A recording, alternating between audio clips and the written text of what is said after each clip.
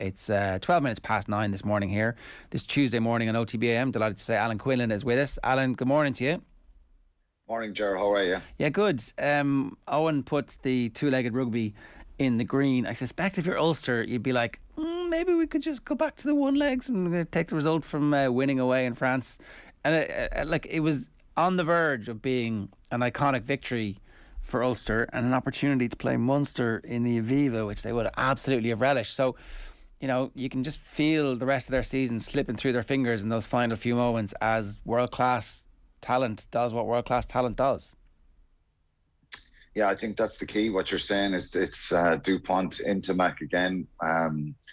They just punished Ulster, didn't they? It was heartbreaking stuff. You know, they were a couple of minutes away from being in the quarterfinal. And, you know, probably... And I'm not sure if that game was going to be in the Aviva, was it? Maybe you're right. Or was it going to be in the Kingspan? No, I think the quarterfinal was going to be in the Kingspan. Right. So they certainly would have fancied their chances with at home to Munster if they got to the quarterfinal. And then you're in a semi-final and they'd have been in the Aviva because of the ranking in the pool stages. So they were so close to being, you know, going right to a final here. It was heartbreaking stuff, and I think the late try that Toulouse got the week before when I was watching that match, I just kind of cringed a little bit when that happened and said, you know, that could be the key, that could be the difference. And I just think the intercept try, the break from into Mac as well for Ramos's try, and then DuPont at the end. There's 3 tries there that I know. I listened to Dan McFarlane speaking about it afterwards. You know, players getting caught on inside shoulders, and obviously the intercept was great anticipation from him, and that's what Toulouse do, isn't it? Is there anything McCluskey is supposed to do better on that point? Like, is he late to it? Is the pass bad? Or is that just how if you're gonna play an attacking, aggressive style of rugby, occasionally you play with fire, and on the balance, this is going to happen once every 100 times. It just unfortunately happened against one of the best players in the world. That's for the intercept you're talking about. Yeah. I think it's a little bit of a wraparound. They're winning the line out, and it's just good anticipation. I think for him, he takes a chance, and sometimes we see players do that. They leave a little gap in their defensive line.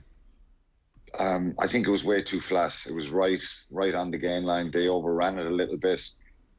So I don't think it was McCluskey's fault. I just think they took it right to the line, and that's the risk you run. It's brilliant from him, you know, and that's a significant score. They were under the pump there at that stage, and that's what they do. And you know, when France play, Ger, we talk about Intermac DuPont all the time. They're such confidence-based players.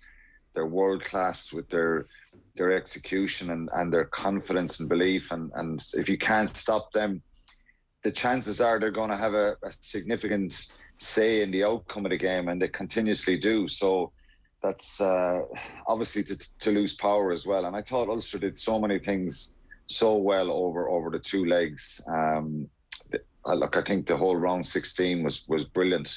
The excitement of all the games was fantastic. And, you know, the EPCR had issues, and there was obviously issues in the pool stages. But I think the competition has been ignited by the round 16 matches now. But that'll be no good to Dan McFarlane and Ulster. And I think agonisingly close. I really thought they'd get through on Saturday night in the Kingspan. But they just made too many mistakes. And, you know, they're the kind of crucial things that go against you in these tight games when you're playing against a team that really, from the pool stages, were only barely got into the round 16, and now you're fancying their chances. They're getting it right, and they'll be a very, very difficult team to stop from going all the way in this competition. Having scraped through a couple of rounds in a row now, Alan, have there been any Toulouse weaknesses that have been exposed? I think I think when you hold on to the ball against Toulouse, and that like it's pretty obvious when you're playing against a strong side and a powerful side like Toulouse that they're gonna, and an awful lot of the French players, they're gonna back their physicality on, and they're gonna try and out muscle you. And if you can stand up to that and get your set piece right and hold on to the ball, which Ulster did brilliantly. And I said it before round one, and again, I'm no rocket scientist to be saying this, but you have to attack. And Ulster did that. They attacked Toulouse in Toulouse. I know the sending off was significant.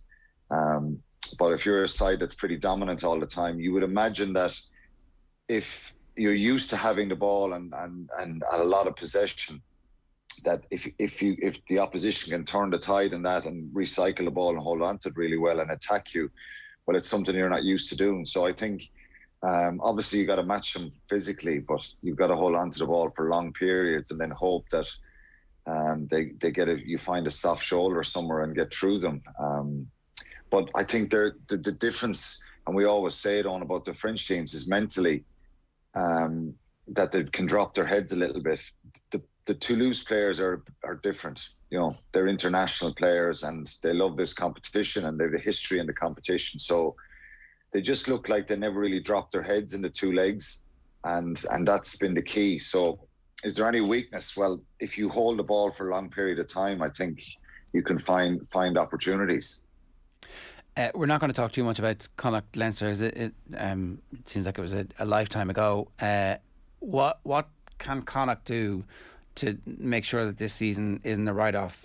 What is there that Irish rugby can learn from how Connacht performed over the two legs?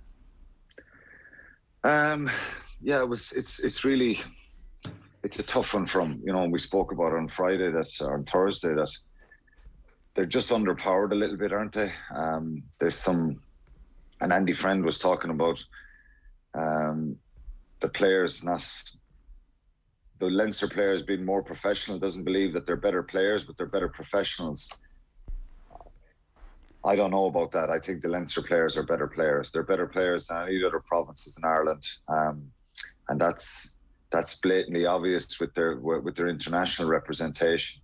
I just think Leinster Connacht have got to, in an ideal world, you'd love to just bulk up your pack a little bit, particularly in the front five. I think they have a lot of good players the way they play.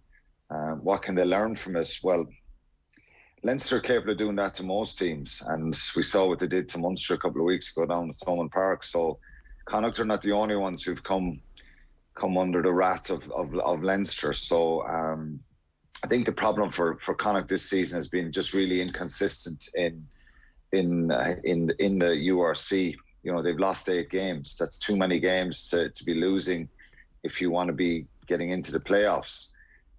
There's 1 or 2 ahead of them, could lose a game or 2 in the next 2 weeks and could be up at that number as well. And Munster in danger of missing out on 7th or 8th spot the way things are going. Given the fixtures, it's going to be very, very difficult for them. They've got to try and win in Ulster. But for Connacht, I think if the season peters out and they don't make Europe and the top 8 in the URC, I think it'll obviously be very, very disappointing. What can they do? I know he's 1 or 2 more signings to come in, Andy Friend, but it's probably becoming more resilient, not making mistakes and not giving the ball away. I think they were very, very sloppy, particularly in the game last Friday. They turned the ball over way too much. I know it doesn't matter, but the missed kick early on seemed to just take whatever. Yeah. It's so brittle, the confidence, that everything needs to go right for you. And all week you're saying everything needs to go right. So everybody, and it's just like from that point forward, I'm not saying that it had an impact at all on the outcome, but maybe they would have sustained their pressure for more, because they started with all the piss and vinegar you would expect. It was blood and thunder, and then the missed kick is like, and the heads dropped. It was significant, and I think they got really sloppy then, and their body language changed a little bit. And I think, look, it's very, very difficult against Leinster at home. And once they got their confidence up and got their flow going, and the Gibson Park try, the length of the field try, it's just like if you're in that kind of team, you're thinking, we've been battering away here, doing a lot of good stuff, and suddenly this is what they can do. That was game over. It does affect your confidence. So you can't just create a Ger and say, well, we're going to be mentally strong next year. I just think it's the way you train, the way you prepare, and maybe that's what Andy Friend was indicating, that they need to be better professions in their diligence about everything they do in the game, on and off the field, their accuracy around the breakdown. If he wants to play a really expansive, exciting game, which that's what Andy Friend wants to do, that they've got to be really diligent in doing that. Yeah. I think they came up with too many mistakes and turned the ball over too much in the game on Friday, and then Leinster punished them. Well, I hope he can turn it around, because he seems like a really good person, and it seems like the rugby ideals that he's trying to get across and his team are trying to play are the right ones. And you see, the quality of signing that they've made with Mac Hansen, but also how quickly Hansen could step from his environment into the Ireland environment and not miss a beat. And I don't know, just maybe it needs more investment from. Yeah, they've a lot of good players who will get better, and they'll learn from this experience. And that's they need a little bit of time to grow and probably learn how to win these games and be more consistent, as I said, in the league. There's a couple of those league games that do you remember, they look back on and be really disappointed with. Do you remember there was a period of time when Andy Farrell worked with Munster, when they were in between coaches? Farrell was the assistant coach at that stage, and he went, I don't know how long a period that was. In my head, it's like 8 or 9 weeks, or maybe a bit longer. Is that about right? Does that ring a bell? I don't know how long it was, but I remember, it was between Rassie Erasmus and Johan van Graan, I think. And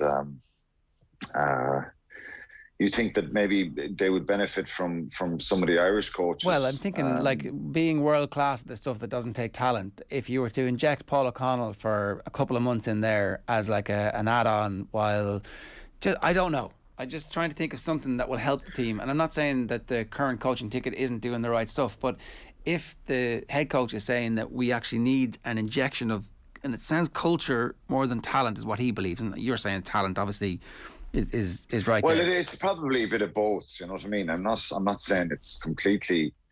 I think when you're in the Irish squad, that's the ultimate place to be. And when you have so many good leaders who've won things and they do things at such a professional way of how they look after themselves, students of the game, how they watch the videos, the quality of coaches and the stuff you learn there, and I think it makes a difference to your provincial side when you have, and they had a number of players there up with Ireland training with them. So, you always think, God, if you can bring back any sort of detail, or particularly on the Joe Schmidt era, there was always stuff being spoken about. I would always hear stuff of the quality of coaching, the quality of detail that Joe was giving the players, the tiny little things that you don't maybe think about, that he's kind of unraveling, that you can bring back and you try and teach other players, younger players, this is how you do it.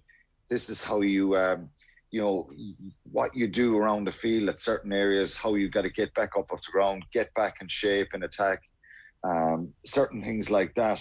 And probably that is something that, the international players maybe need to drive a little bit more in Connacht. Yeah, is it ridiculous to think that maybe O'Connell could get involved at some level? I'm sure there's already. Well, I'd like to see him go back to Munster. I think the way and go to all the provinces, because I think if certainly look at the Irish breakdown, I think he would have been a big believer in Joe Schmidt stuff and probably would have learned a lot there from him. And you learn from different coaches, their approach to the game and their views and the way they see the game going. So I think, look, having someone like Paul, obviously spend some time with him would certainly help young players and show them that this is the standard, this is the detail that's needed. Okay. Is there a possibility that he might be on the Munster coaching ticket?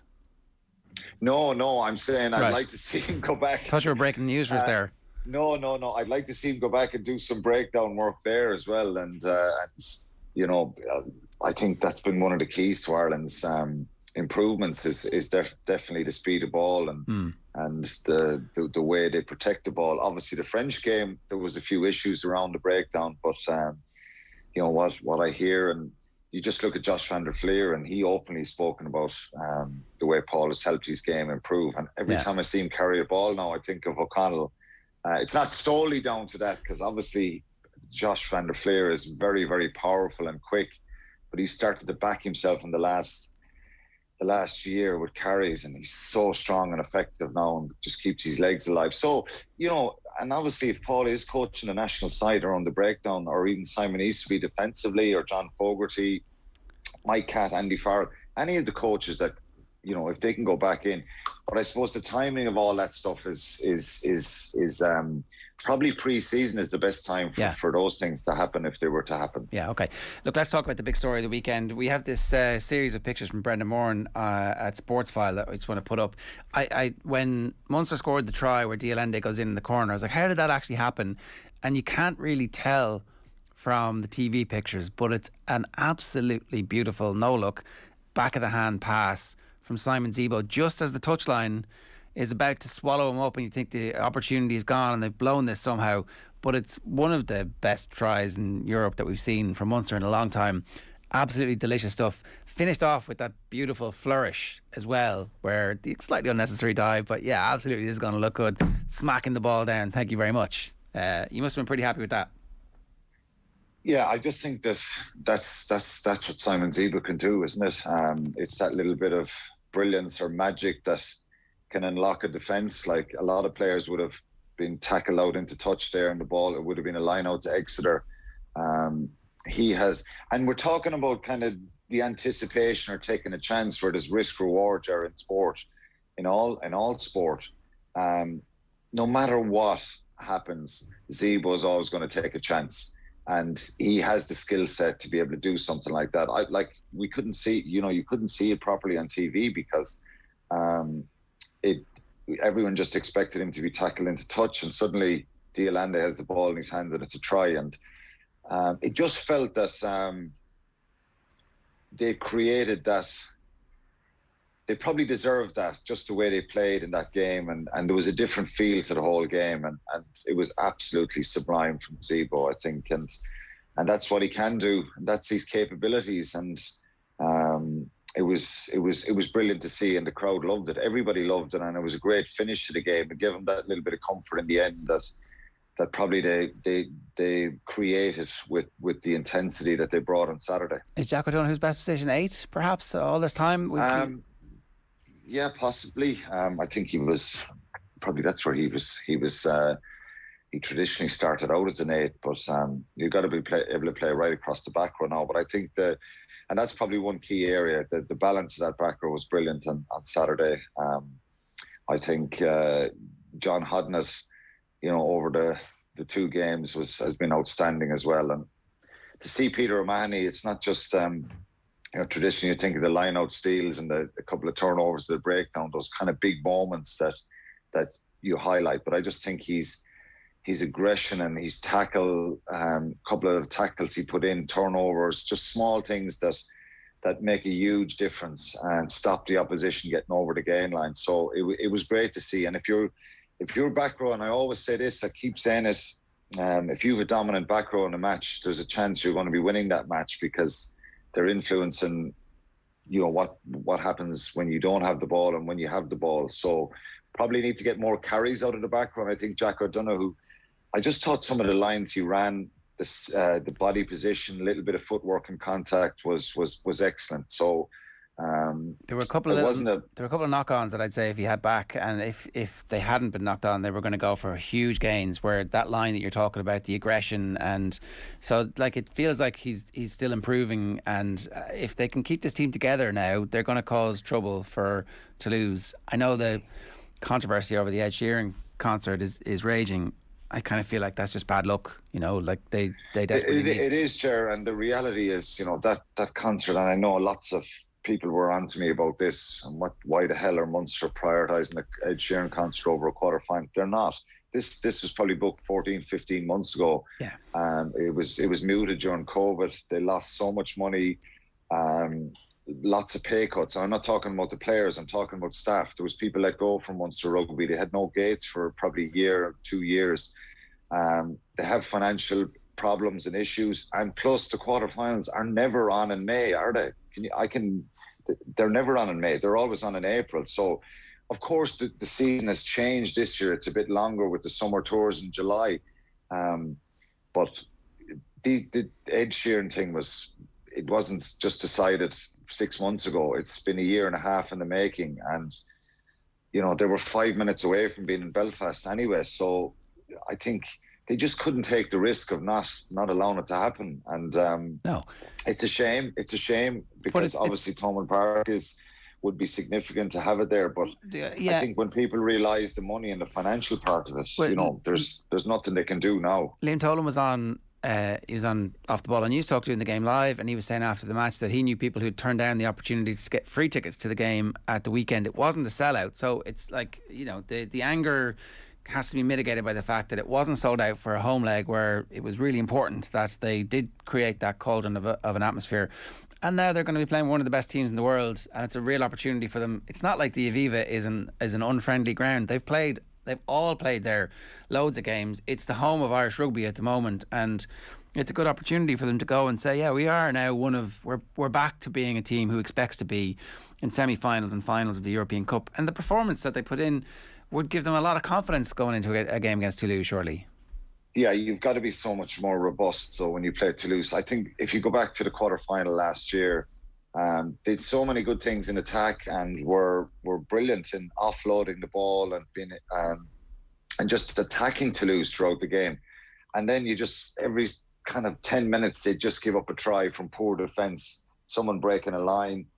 Some brilliance from Toulouse, which you're going to expect. But I think going to the Aviva, as you say, it's very, very, very valid what you say about lots of the players are used to it. Toulouse still have to come to Dublin. I think it does take away a little bit of the intimidation probably and the crowd noise at home. But hopefully lots of Munster supporters will go to the match and go to the Aviva, and that they get 30,000-40,000 there. And it's still, no matter where you play Toulouse at this stage, it's going to be a tough game. Playing them away out of France is obviously better. Playing them in Thomond Park is better again. But the Aviva it wouldn't be a major issue for me. And I think, they're going to make some money out of the gate receipts there. And it's not all about making money, but the reality is, you have Munster fans calling for more signings and more investments, and the money is not there. So these are financial decisions that were made 18 months ago when things were pretty bleak for all sporting organisations. So it is what it is. It's on the Aviva, and it's not. I think it'll be pretty exciting for some of the players who haven't played there with Munster or with Ireland, and enough of them have. So it's not completely alien to them. Has it saved Munster season? It just depends what happens. It's still going to be very difficult to beat Toulouse, but I think what happened last Saturday, you just had the feel that yes, this is we need more of this. Even if we don't win the games, we need more of this kind of organisation, resilience, not just the passion and heart that you saw over in Exeter. And that's probably what won them the game. Let's be honest. Won them the 2 legs. Was the defence over in Exeter and the never say die attitude. That they're non-negotiables, Ger, for me with Munster. It just has to happen all the time. That passion, that desire, that brute force is there, that effort level. And then it's about upskilling the players more. And that's the whole idea of the change now and what we want to see. We want to see the players upskill, be able to play a little bit better, become more confident in themselves. And that's hopefully what can happen. And I think it ignited and what Liam was saying about the fans. There was a feeling last week that that's what we need and that's what we want. Even if we're not winning competitions, we just need to see that kind of fight and that a Munster team having a go. It wasn't perfect. There was probably issues again at the weekend around some of the attack, but it's just much more energetic and enthusiastic to see him playing like that. And but the problem you have now with Toulouse is if Toulouse come on and kind of do what Leinster did in Thomond Park a few weeks ago and expose them like that, well then it kind of has a real kind of negative effect towards the end of the season. And for Munster, as I said, in the URC, they go to Belfast on Friday night. It's a must-win game. They've 3 games left, and they're sitting 5th in the table now on 47 points, and the Sharks, Edinburgh, the Bulls, they were all right behind them. And the way results could go this weekend, they could end up in 7th or 8th position after this weekend. We've gone a bit over time, but I do want to talk about it's Craig Casey's 23rd birthday today. I was just Googling it there, and it turns out it's happy birthday, Craig Casey. When he comes off the bench, there's like this kind of Tony Ward-esque jinkiness, which you're like, wow, that's like, and you see the impact that DuPont had. Whoever comes in next as the attack coach, and obviously Graham Rowntree, they have this incredible talent there, and also it looks like, fingers crossed, touch wood, a period of fitness behind Joey Carberry that we're beginning to see. Effortless kicking style off the tee in howling winds, and also just calmness of the distribution. It looks like, I would feel very, very positive if I'm a Munster fan off the back of what I've seen, and the fact that the new regime will be slightly different, but we'll have some continuity. Yeah, I wouldn't get carried away in the sense that, all is not perfect, but I think there's definitely, you can use a game like this to change things and get a surge of energy, surge of confidence. And Carberry was very composed. I thought he was, and we've seen glimpses of that this year, that talent. I love the fact that he, saw the gap, accelerated, given he went through a step to prop Harry Williams and one of the back rowers as well. But the acceleration, the confidence to do that, like Intimac does. There's no reason why Joey Carberry was an Intimac a few years ago, and that's the kind of footwork and acceleration and pace that he has. So that was really important. There's a lot of young players that you can start to change the way they play around, and the attack is going to be vital, not just in the back line, just right across the board, and upskilling the players around their decision making, their anticipation when someone makes a line break. And the best teams do it. Watch the Intimac step and line break. Yeah, it's simple stuff, Ger, that he breaks through a line. But what do you have? You have Intimac on his shoulder and Ramos. Yeah, those two players, if they're not anticipating his line break and his brilliance, there's no try at the end of the field. No, he gets swallowed up, and it's like he gets isolated, and the commentary goes. And that's it, So it's that anticipation from support players. So, but look, there was a lot of positive signs of the weekend, and it just has a different feel about it. No, totally. Alan, good stuff. Thanks a million for joining us. Cheers. Cheers. Thanks, lads. We'll preview all the weekend's games with Alan later on in the week as well.